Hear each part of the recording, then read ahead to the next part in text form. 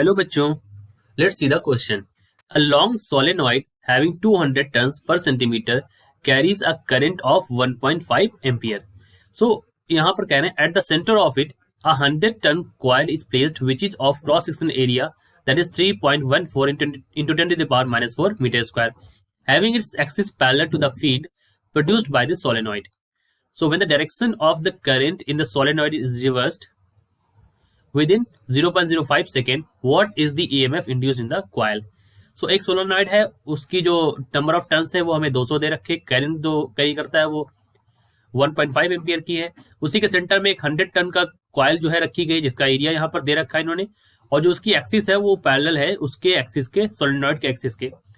अब यहाँ पर कह रहे हैं जो करंट है सोलेनॉइड में वो रिवर्स हो आती है with in 0.05 second. So what is the EMF induced in the coil. तो हमसे ईएमएफ पूछा है कॉइल में कितनी होगी. तो जो की कॉन्सेप्ट होगा इस क्वेश्चन के लिए हमें पता है फ्रॉम द फराडे लॉ से हमें पता है the induced EMF is from Faraday law. We know that the induced EMF, जो कि हमसे प्रश्न में पूछा भी गया है, induced EMF, right. So induced EMF जो होता है उसको हम लिखते हैं E is equal to minus d phi by d t, यानी कि change in flux where E is the EMF and phi is the flux. So change in flux, rate of change of flux, phi is the flux. ठीक है, और negative sign जो है वो इसलिए आ रहा है because it opposes according to Lenz law. ठीक है, अब हमें यहाँ पर एक और चीज है, हमें पता है जो फ्लक्स होता है फाई होता है, फाई की वैल्यू होती है बी डॉट ए. ठीक है, फाई का वैल्यू होता है बी डॉट ए, राइट. और यहाँ पर क्या है, सोलेनॉइड है. सोलेनॉइड के लिए जो बी यानी कि मैग्नेटिक फील्ड होती है, बी मैग्नेटिक फील्ड है यहाँ पर, ए यहाँ पर एरिया है.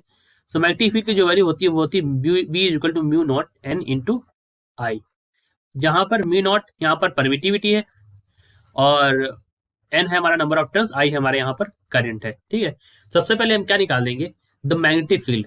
Okay, so we will find the magnetic field. The magnetic field is, जो बहुत इंपॉर्टेंट है यहाँ पर निकालना, so we can say the magnetic field is, right. So B is equal to mu naught n into I, यहाँ पर value रखेंगे अगर हम. सो म्यू नॉट की यहाँ पर नंबर ऑफ टर्न्स कितने हैं, 200 हैं.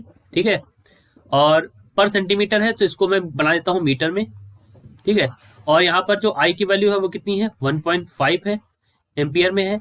और म्यू नॉट की वैल्यू हमें पता है 4 पाई इंटू 10 की पावर माइनस 7.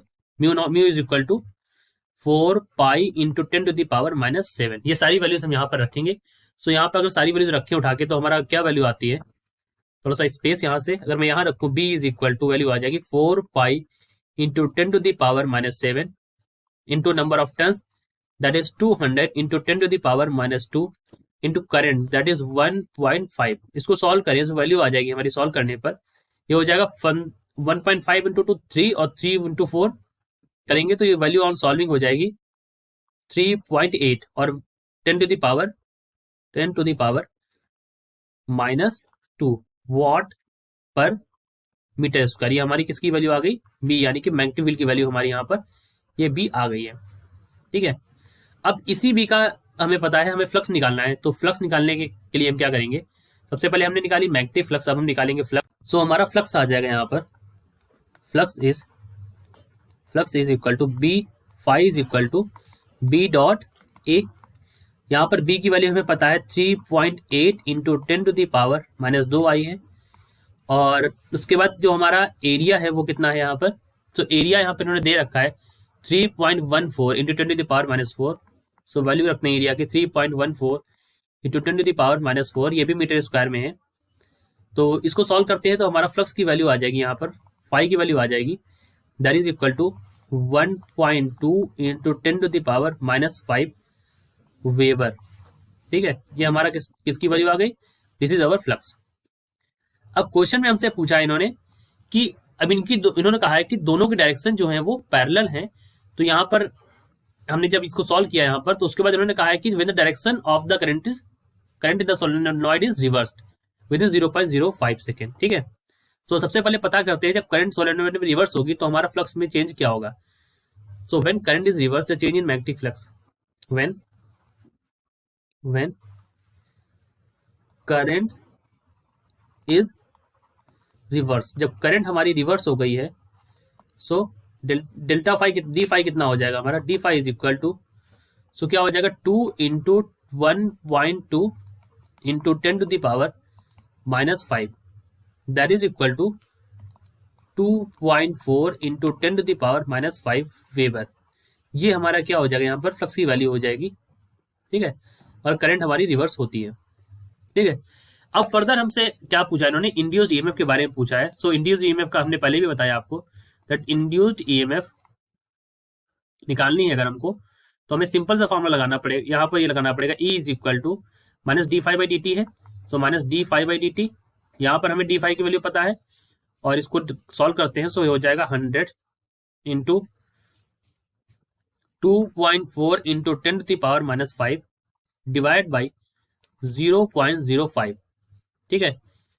ये हमारा यहाँ पर हो जाएगा d phi by d t की वैल्यू, ठीक है। तो इसको सॉल्व करते हैं, so on solving this we will get this value as 0.048 volt.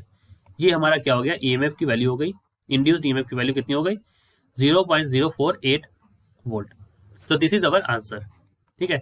सबसे पहले हमने क्या किया, हमने सबसे पहले मैग्नेटिक फील्ड निकाली, फिर हमने फ्लक्स निकाला, फ्लक्स के बाद हमने देखा कि करंट रिवर्स करने पर फ्लक्स में क्या चेंज हुआ, ये निकालने के बाद फिर हमने इंड्यूस्ड ईएमएफ निकाल लिया, जो कि हमसे प्रश्न में पूछा गया, 0.048 volt. So this is our answer. I hope you understood it well. All the best.